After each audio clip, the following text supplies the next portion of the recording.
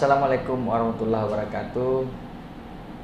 Ketemu lagi dengan saya Amirullah di channel Labendu Official, Laboratorium Edukasi Indonesia. Nah, kali ini kita akan menjelaskan tips mengajar sejarah yang menyenangkan. Nah, banyak siswa merasa sejarah itu membosankan karena penuh dengan hafalan, tahun, dan nama tokoh. Padahal sejarah bisa jadi pelajaran yang seru dan inspiratif jika disampaikan dengan cara yang tepat. Yuk kita coba bahas beberapa tips mengajar sejarah agar lebih menyenangkan.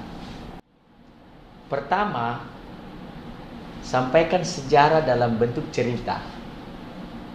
Jadikan peristiwa masa lalu sebagai kisah dengan tokoh, konflik, penyelesaian, bukan hanya angka tahun.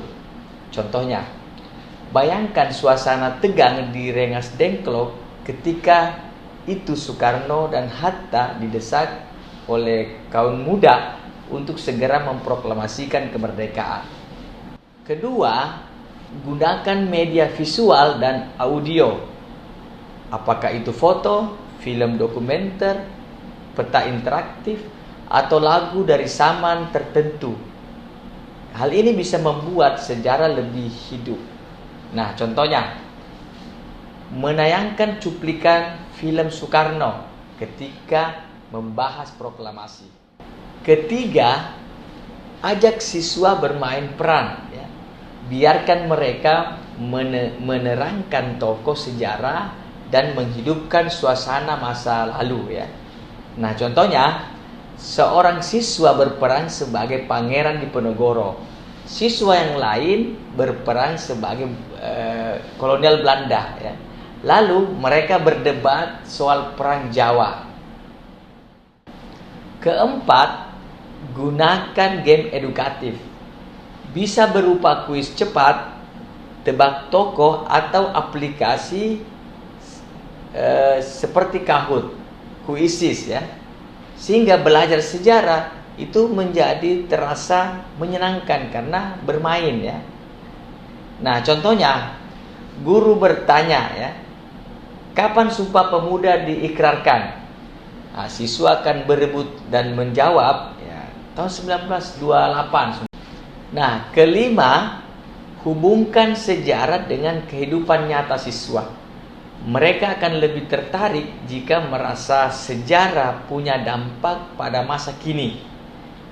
Nah, diberikan contohnya saat membahas reformasi 1998, guru mengaitkannya dengan isu-isu demokrasi yang masih relevan sampai sekarang.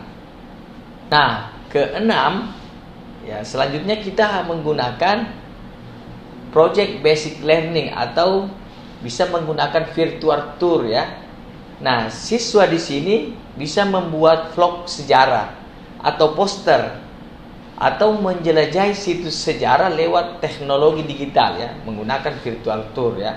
Contohnya, siswa membuat mini dokumenter atau video dokumenter tentang sejarah lokal daerah masing-masing. Terakhir, yang ketujuh, berikan ruang untuk diskusi dan debat. Sejarah penuh perbedaan pendapat. Jadi, menarik kalau siswa bisa saling bertukar argumen. Nah, contohnya, debat kelas, apakah tanam paksa lebih banyak merugikan atau menguntungkan? Nah, diajaklah siswanya berdebat. Mereka akan berdebat dengan pertanyaan tadi.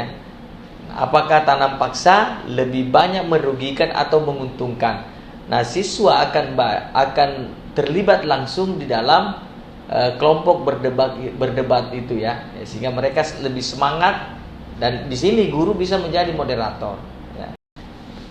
Jadi, sejarah akan lebih menyenangkan kalau guru bisa bercerita, menggunakan media kreatif, melibatkan siswa, dan mengaitkan dengan kehidupan nyata. Ingat, sejarah bukan hanya tentang masa lalu, tapi juga tentang bagaimana kita belajar untuk masa depan.